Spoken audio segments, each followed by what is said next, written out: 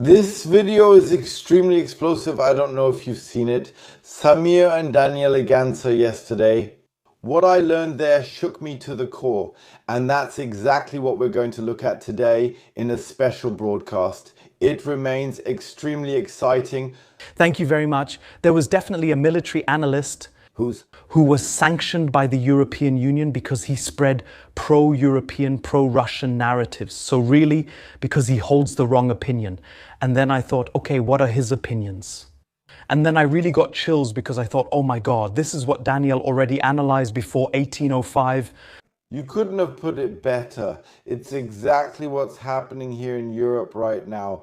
Any opinion that's different in any way. For example, if I were to report negatively about Trump now and positively about Putin, I would have to be afraid tomorrow that I would basically either be banned, prevented from leaving the country, or have my accounts frozen, or something similar.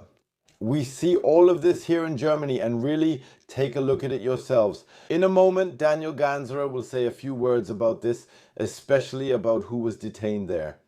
I think, especially when it comes to the military, he was probably the leading expert who always truly worked for peace. In December 2025, Jacques was placed on a sanctions list by the European Union. The European Union is waging an economic war against Russia. Of course, I put the link for you down below. Now it's starting to get a bit long-winded, so I'll break it down for you a little. This person has always worked to bring warring parties together. He always said that we need to criticize things, and above all, he sharply criticized the sanctions because he always said these sanctions only affect one party, and that's Germany itself. All the other countries, or rather Europe itself, all the other countries like the United States of America, Russia, or China are actually the absolute beneficiaries of our sanctions. The European Union couldn't let that stand, and now listen further. Subtitling we even have, during the Cold War, he was in the Swiss intelligence service, that is the Swiss Secret Service, and was responsible for analyzing the Soviet Union, the Soviet armed forces. And that means he always said about the Ukraine war, guys.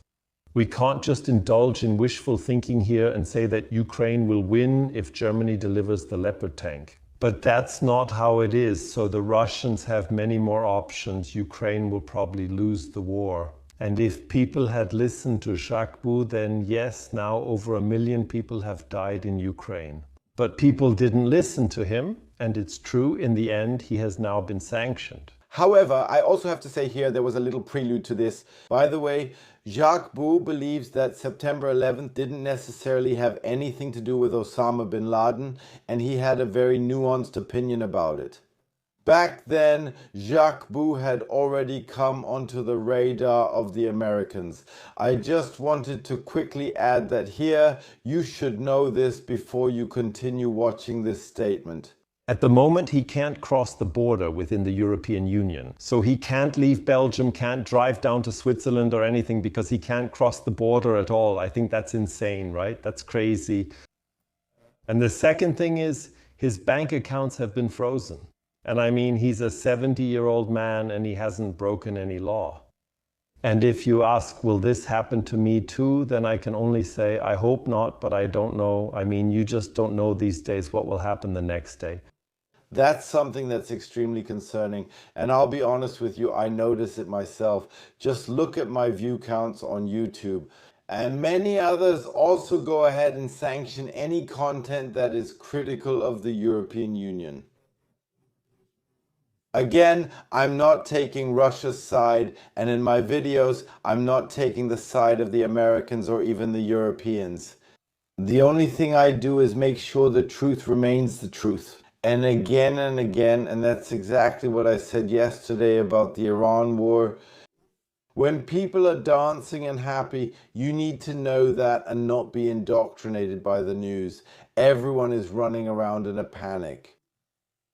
Yes, you just need to know the truth. And that's why I'm always so incredibly happy when you leave me a subscription or a like, because I know exactly that I get really heavily sanctioned by YouTube after I have spoken out against this regime again and again. It's basically like with the mafia boss who shows that he's threatening. They always shoot a family member first and say, look, I did this to my own family. That's why you're not safe either. Those are gang methods, and they even target their own people. An old geezer like that, an old sweet man who can't do anything, can't go anywhere, doesn't have a bank account, and you're not even allowed to help him. You can't just show up as Daniele now and say, hey. You can't transfer 1,000 euros. Then you'll be sanctioned too. Then you can't. Exactly right. But he only came into the crosshairs when, get this, he spoke negatively about this whole Navalny thing. I once heard a statement from him where he said, like, yeah, if I'm in Russia and I know that I can't speak out against this regime so openly, then I have to do it differently. And here's an example. You can't just go after Putin with a battle axe as the opposition, but if you just want to criticize him. That's roughly how he expressed himself back then. And that was, I would say, the downfall of his career, when the European Union started to harass him more and more. But what he actually did, just listen to this. And I can only say Jacques Baud is an honest and courageous man. He used to be, dropped off in Africa in conflict zones just by helicopter with only one armed soldier with him. And then he went to hostile tribes. And they saw, okay, he was dropped off, he's alone now, he's unarmed, he's in military uniform, but unarmed. They saw he was alone with one companion and not dangerous.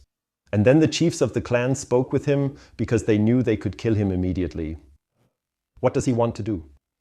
Afterward, he spoke to them and asked, okay, what's the problem and what are your demands? And then it's often about, we want this territory, but the other clan has crossed the river and we don't want that. And then he says, okay, good, I understand your position. I'll go now and talk to the others. And then he also went to another clan or another state and talked to them as well. That means he's not just a theorist. He has also written many books, but he was truly a courageous man. Now he's 70. Okay, but when he was young, they dropped him off with a helicopter and he made peace. He never said, I'm for you and I'm for you. Now you know why it was so important to me to bring this video again. Who knows how long I'll still be able to post on YouTube. But that's exactly it. Let's not take sides, but let's create peace.